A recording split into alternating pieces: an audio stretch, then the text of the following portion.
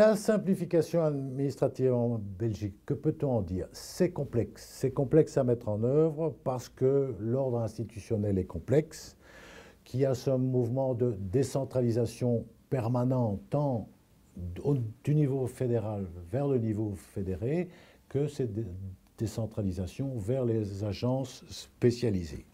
On a aussi affaire à des priorités politiques qui varient en fonction de la région et qu'il faut arriver à coordonner et à mettre en œuvre. Et puis par ailleurs, on a affaire à des pays qui ont un pays où il existe des cultures administratives différentes et aussi qui a affaire à des langues différentes. Et ça fait un tout dont il faut tenir compte.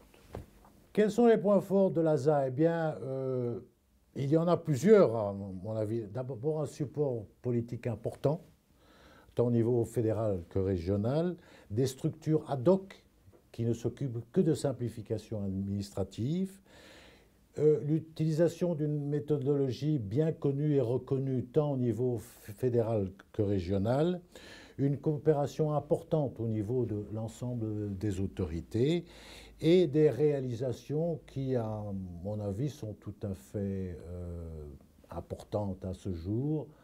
Le bilan montre que beaucoup a déjà été fait dans ce domaine. ASA, dans le contexte de ce que nous faisons en Europe, il est important. Il est important dans la mesure où il nous permet, nous, Commission, de citer un exemple auprès d'États qui n'ont pas la même dynamique dans ce domaine, de solutions qui existent et qui peuvent être mises ensemble d'une manière très pratique et pragmatique.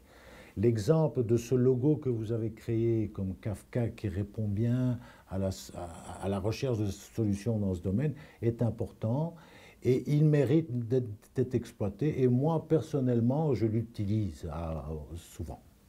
Beaucoup est fait déjà dans des domaines importants. Je crois que malgré tout, on pourrait essayer d'adopter une vision globale, une approche globale du problème des réformes réglementaires.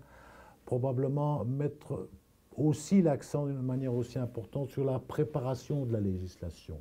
Développer des approches d'analyse d'impact qui améliorent ce qui est en cours de préparation. L'ASA, c'est quoi pour moi? Eh bien, je la compare un peu à un élagueur qui monte dans l'arbre et qui coupe les branches inutiles.